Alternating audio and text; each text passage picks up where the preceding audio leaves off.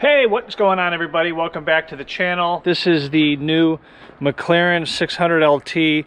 Took delivery of it about a month and a half ago, but it's just been sitting in the garage and getting a little bit of work done. A little bit of history about the car. I bought the car with 200 miles on it.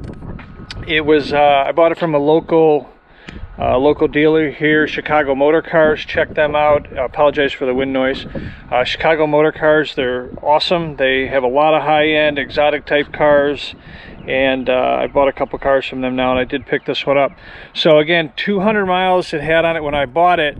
The story is that the guy that owns Wheels Boutique and Anarchy Wheels actually bought the car, used it in a photo shoot for these Anarchy Wheels, and then he took them off and sold the car. He buys and sells cars. He's got Aventadors and other McLarens and other stuff, and so I ended up buying the car from him, and then a week or so later I ended up having him ship me the wheels because I liked them so much. The stock wheels, don't know if you can see them over here in the garage, tough to see, but those are the stock wheels with the Trofeo tires on them, so the super high-end kind of track tires. Took those off, took the silver tires off, or the silver wheels off. They're nice, but from a look standpoint, to me, they just don't go as nicely as these Anarchy wheels do. So these things are just sick. 2021s is what we've got running right now, and with the orange calipers, and they're kind of gunmetal. And for those of you that don't know, Anarchy wheels are actually made by HRE, so they're effectively HRE wheels, and that's not a secret. They openly share that and promote that on their website. So in terms of the spec for the 600, you know, most people will know it for this, the exhaust that comes out the back. You're hearing a lot about this, so that's been a pretty popular feature. A lot of people shooting flames. You can actually shoot flames out the back with this thing. They'll probably come out, you know, a couple feet. You've got to get the engine pretty hot and then kind of rev and hold it at about 7,000 RPMs and pulse 7,000 RPMs and pulse it a few times, and you'll be able to get flames to come out of there. I have not done that yet, but I've talked to McLaren Chicago, and they were kind of giving me tips on how to do that. So this car, from a spec standpoint, is probably one of the more spec'd out 600s you will ever see. It does not have the hood scoop, so for those of you that have seen Vehicle Virgins, Parker, he ordered one and received one. I think it's kind of a dark blue purplish color. He's got the hood scoop, or excuse me, the roof scoop, and I do not have that. I did not buy this car obviously originally, so I didn't spec the car, but when if I would have spec'd it, I probably would have been pretty close to this. I love the color, pops, and just about everything on this car is carbon. These carbon gills in the front, not every one of them has this, so this is an option to have this, and then to have these carbon is an extra option. Carbon all up, all over the roof. Carbon on the back on the engine cover. You can see all of this is carbon. The whole rear diffuser, not even just the diffuser, but the entire back of this car is all carbon. The diffuser goes way down. That's the backup camera. All carbon, carbon, carbon, carbon. There's actually a carbon material here to help with the flames that shoot out the back for heat resistance, and then you've got the normal carbon on the side for the wing, and then like a fireproof material there. Carbon, carbon down here. Carbon just everywhere on this car. The whole side skirts, the kind of the insert here, the side air intakes, all of this is carbon. The mirror covers, carbon. 600Lt, a little dirty, had it out today. And then on the front, you've got the whole front splitter, which is also carbon. Hopefully never hit a curb or anything like that with this one, because that would probably be pretty expensive.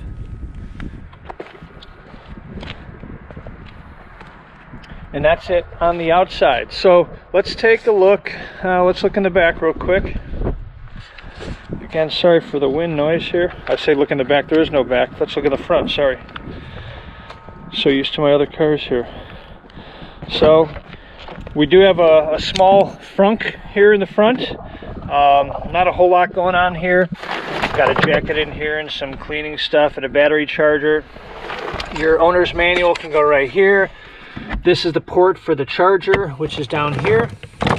Little light, maybe enough to hold a couple duffel bags for like a weekend trip or something. And then you've got some tools that are down here as well. So not a whole lot, just kind of the essentials. You know, the car is really meant to be a track car.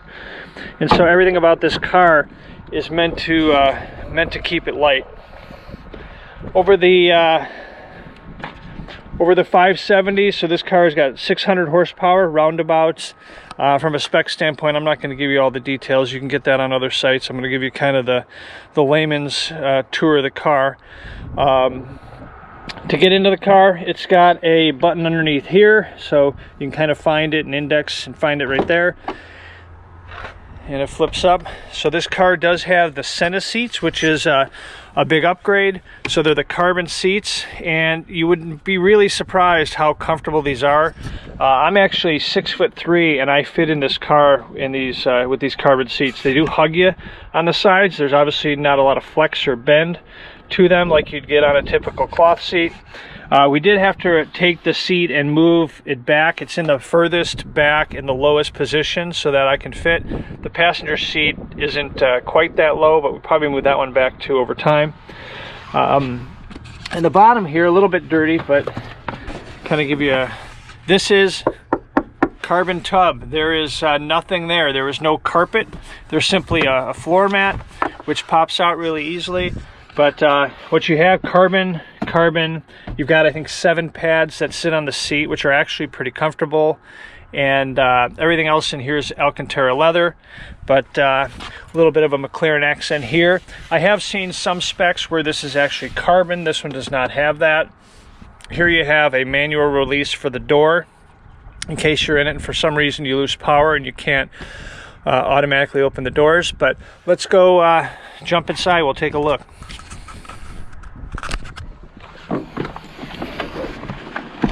All right, so that was me getting in, not that difficult. And we'll go ahead and close the door. So it does have the upgraded Bowers and Wilkins sound system in it as well. Carbon accents all through on the inside. Let me turn off my radar detector. Carbon accents all around, Alcantara all around. You can see this teardrop shaped center channel speaker. Some tweeters up in the front, some speakers here. I don't think there's speakers behind me, but not entirely sure. Inside, you know, pretty basic. Again, it's really meant to be a track race car, so everything is about making it light. It's based off of it's the track version of kind of the 570 car. It's the latest LT car that I think previously the 675 LT was the last one that they came out with. And let's go ahead and start it. I'll show you some of the features of this thing.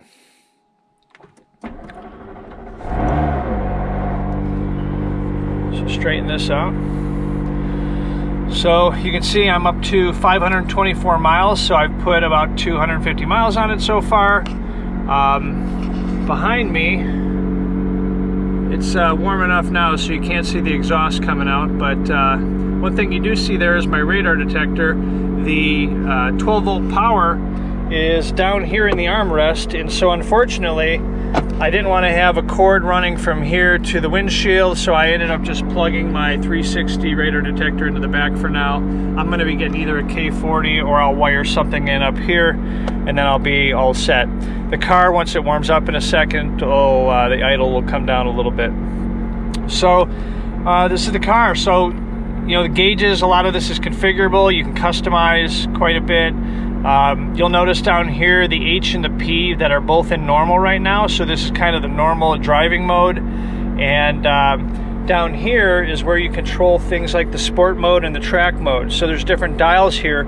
H is for the handling and P is for the powertrain. And so to activate these two additional kind of modes, now you can hear the car coming down again, starting to warm up, is you hit the active button. And when I do that, it turns these two on, and you'll notice right now it's shifted over to be handling and sport and powertrains and sport. And if I switch, for example, if I switch the powertrain to track,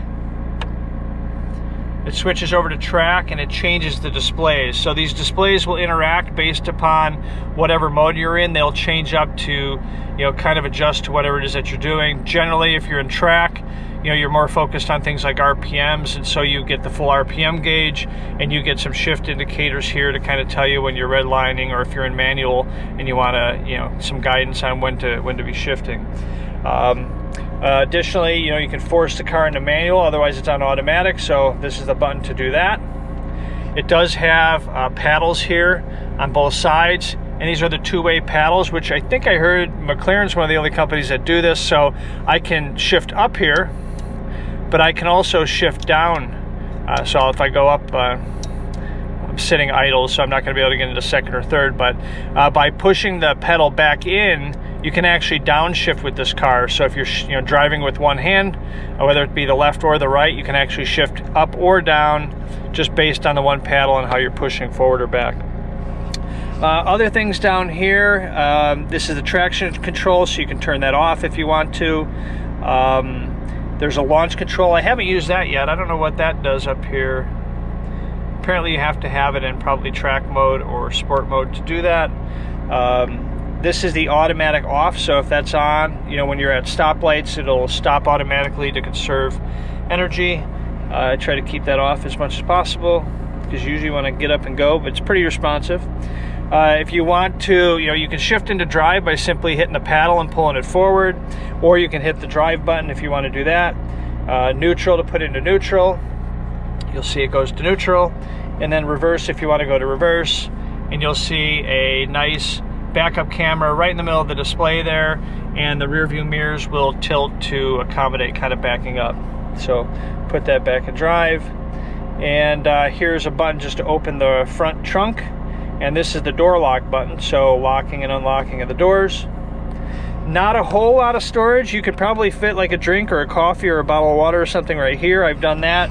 They do have another cup holder down here.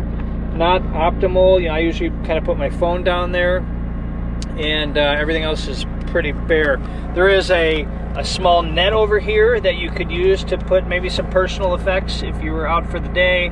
There is no glove box, so there's no glove compartment in this car at all. They do have these little nets on both of the doors to hold something. You know, I haven't really tested those much, but you know, we have those on both sides. You could put something in there if you wanted to hold it. It's actually pretty deep. You could probably, you know, you could put quite a bit in there actually. So that's it in terms of the controls up here. So, you know, typical, you know, stock for turn signals, left and right, or stock, excuse me. There is cruise controls right here. There's a wand for that. Your wipers are right here. Your mirror controls and your parking sensor are right here. So to turn the parking sensors on and off, you simply press in and out. And if you want to adjust the mirrors, it's kind of the traditional, you know, turn it and then adjust by pulling it up or down, whichever direction you want to go. If you want to fold them in, you just turn it to 6 o'clock and the mirrors fold in. So that is that. And let's see what else. So a lot of the controls for this thing up here on the left hand side, a lot of the information, kind of the brain box of the car, is controlled by this stock here. Things like the lift. So if I press it, you'll see I can engage a kind of different controls that are in here. One of them, for example, there's the lift. If I pull this in, it gives me a menu where I can now raise and lower the car. All I have to do is lift up, and you'll see the car, we get a flashing indicator there that the car is starting to raise, and you may or may not be able to see that, but the car is raising right now. Raises pretty quickly, gives you nice clearance. I've had no issues getting this on my trailer or getting this on the lift in my house. If I want to lower it, I just push it back down. Vehicle lowering, and it'll tell you when it's returned back to the normal ride height. Takes a second. And just about there. There we go, right height normal. So that is that control. Some of the other controls are things like you can come in and set up your display and set up the lights, the dimness, the, you know, things of that sort. There's a compass in here if you want it. There are cameras, so if you want to see the cameras, you can do that. There are like your different odometers, trip meters, things of that sort, switch lighting. And then, let's see, what's this one? So yeah, this is your trip odometers. There's several of those. And then things like if you want, your service messages, any error messages, things like tire monitoring, you've got that as well. Right now, you got to drive the car for probably about a mile or so before the tire sensors will kick in. Oil status, things of that sort. So all those controls are pretty much controlled by this one little lever, and just kind of scrolling through. And you can see some other gauges for oil temp and pressure and temp here as well. Depending upon which mode you're in, you'll get different displays. But that is it for kind of up in this area. The vents all pretty easy and straightforward. Open and close with the turn. You can adjust them in any direction that you want to. The media center, not the most probably sophisticated, or maybe it is, but it's, it seems pretty basic compared to some of the others that you see out there these days. It's kind of the essentials. This car is actually optional to get air conditioning, and I think it's somewhere around 20 pounds saved if you don't go with air conditioning. If somebody's really racing this car and they don't care about that on the track, but I certainly do. And so some of the things we can look at real quick are, this is kind of the main home screen. You've got your radio, you got Sirius XM, media, phone. So if you go to phone, same typical kind of phone setup. You can see your contacts and your history, and you can go to a keypad and dial a number. There's a back button here to take you back. There's some different apps in here for things like, I think the user manual is in here if you want to see weather or voice commands, or even look at a browser utilizing internet. Nav. The nav is okay. The screen's fine. Back out of here. Go to, like I said, Sirius XM. Look at that for a second. And I don't have it set up right now, but you can come in here and adjust your channels and do all that. Pretty straightforward. The sound system in here, I would say, is pretty good. I'll go to the radio even. For scrolling, kind of just a simple swipe. So this is an interactive touch panel that you can come in, save, and touch. Everything's pretty much all contained right there. The nav we talked about, phone, the radio, and then the apps and the media. So pretty straightforward. All the different controls are pretty much contained in here. If you're in the radio and you want to do something like mess with your audio settings, you can come in here and adjust the bass and the treble and all that kind of stuff that you would expect to see in a audio system, especially one that's upgraded like this car. I think that's it. So down here we've got a small kind of compartment in the armrest. Right now I've got my radar detector plugged in here, so that's not optimal, but temporary. A couple USB ports that you can use for an import for different songs and music. This car does have it came with the orange seat belts. That's what was spec'd on it, which match the orange calipers, which is great. We also have orange 4-point harnesses that go into the or go on the harness bar here in the back, which is great. So I think this technically qualifies as a roll cage. If you're at the track, you can use this and not have to worry. If you were able to actually tune this car and get this car to go under 9 seconds, you would be covered because you'd have a 4-point harness. I've got those in the house. I don't have those currently in the car. What else is there? So up here in the this area, pretty basic, area for lights, turning lights on and off. The antenna for this car, you probably can't see it, but it is in the windshield like a lot of them. There's several different wires that come down in different spots. Things I've done to this car since we've gotten it: I put the wheels on it, which we talked about. I have tinted the windshield, so the windshield has got, I think it's 50% tint. We've got 20% tint on the sides to darken that up. And then we have done a full XPEL coverage and Ceramic Pro on the entire car. So the car is pretty much covered. So we'll go out now, we'll just take a look at it. Shift the car into track mode, see if you can hear any difference here with the exhaust or anything. probably not as much. When you're out on the road and you put it into track mode, you know, it really holds shift points. It's a, you know, quite a big difference. In fact, maybe we'll take a quick ride here and check it out. All right, hear a little bit of the exhaust. Not revving, obviously, so kind of tame right now, but I think we'll get in it. We'll take it for a quick ride so I can show you some of the different modes. All right, so we're going to go ahead and give the car a quick spin. I forgot to mention over here too, this is the light switch, so it's on automatic right now, and then there's fog lights, you can turn those on and off.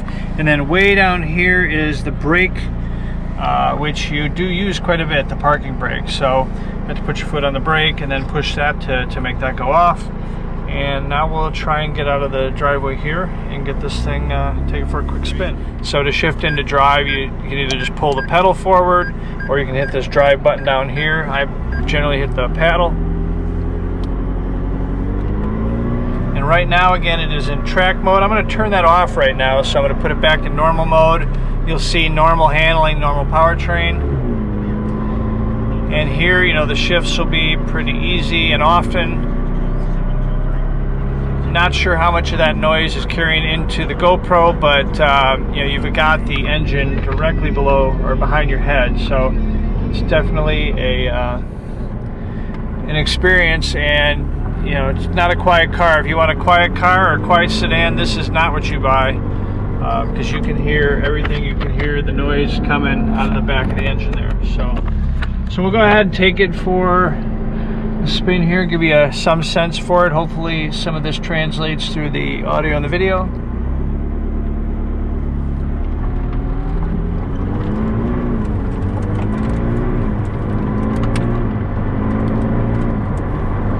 Cold still, so you know, not going to get on it too much, but pretty smooth, you know, nothing crazy, not racing or anything like that.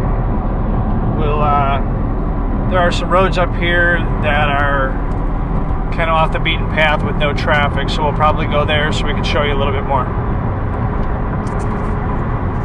As far as driving this car, again, you know, I've owned a bunch of different things. I've owned 458 Ferraris, I've owned a couple Dodge Vipers. I would say this car, even though, you know, overall I think it's smaller than the Viper's actually pretty small. I think the Viper is around the same length as like a 911 or pretty close to it. This car looks smaller outside, but inside has a lot more room, for me at least. I'm 6'3". You can see I fit in here. I've got probably, you know, 6-7 inches of clearance on the top. I could easily have a helmet on, you know, if I were to track the car. And just plenty of room. The carbon seats definitely, you know, kind of hold you in place, which is what you want if you're on a track. But just cruising around and relaxing too, they're not, you know, they're not uncomfortable at all. The padding on the seats is actually surprisingly very comfortable. While we're on our way, this is what I was talking about before with the shifting. So, you know, right now the car is in automatic, so it will automatically shift up and down based upon how I'm driving. Pretty intelligent. You know, I can put the car into manual if I wanted to via the button down here, but I can also, you know, manually use the paddles to shift down. And you'll see, you know, it becomes very responsive. And you'll hear a little bit of the engine there as I kick it up a little bit. But as I mentioned, I can also push the paddle forward, and it's shifted into fifth, in this case in sixth. So with one hand, I'm able to control everything.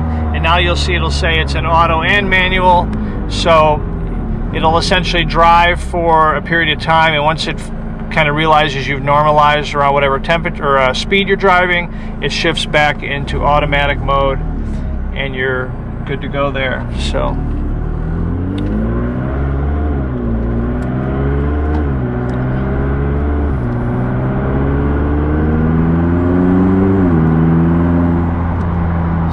don't want to go too quick here. Again, I'm going to wait and get on one of these other roads that's not as heavy traffic.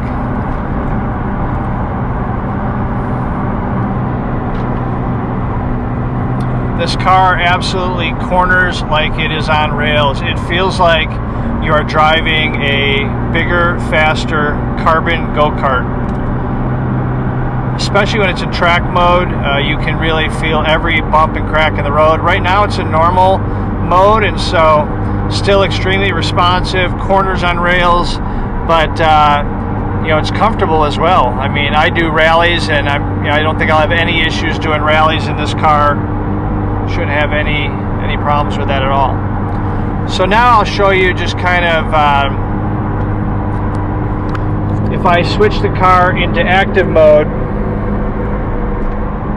So now I'm in handling and powertrain are both at track. I'm actually going to start off in the sport mode, and in this case the speedometer and the gauges are all look the same,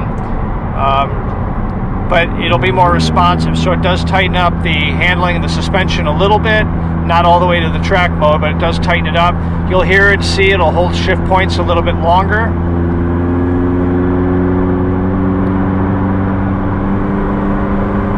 Still very, very low, you know, 3,000 RPMs is nothing for this car.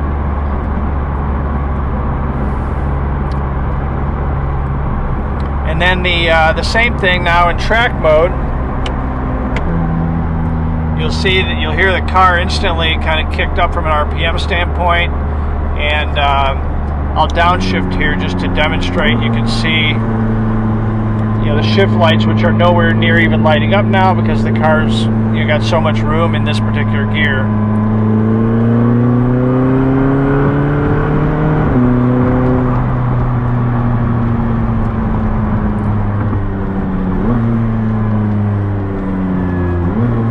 And here you'll also see, when you're in track mode, you'll hear the kind of the aggressive downshifts as well, which are pretty awesome.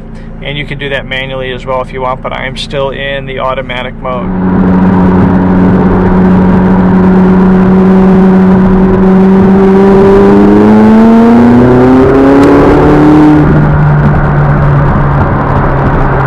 The car is so smooth, it feels like you're launching off of an aircraft carrier. It's just so linear, no hesitation. The shift points are absolutely on point.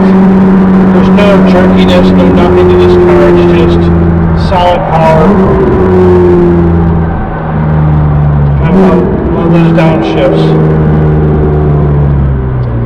Once it gets a little warmer too, you'll hear more popping, and right now it's still a little cool out.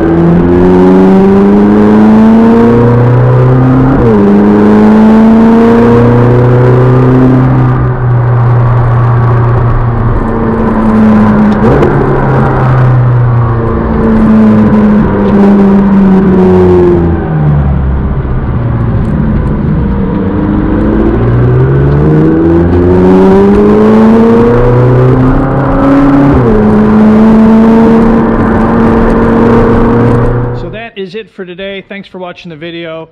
Hope you liked at least seeing the car. I'm not a professional reviewer, so you definitely didn't watch this for production quality, but hopefully you saw, liked, and learned a few things.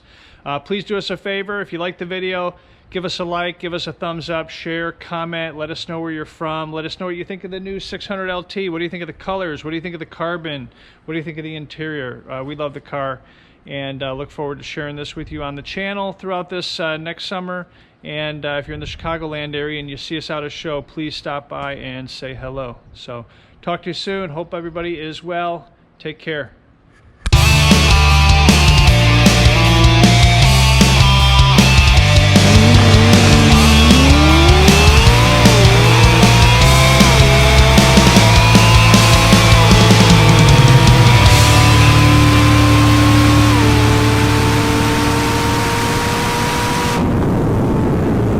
Bum bum bum bum bum bum bum bum bum bum.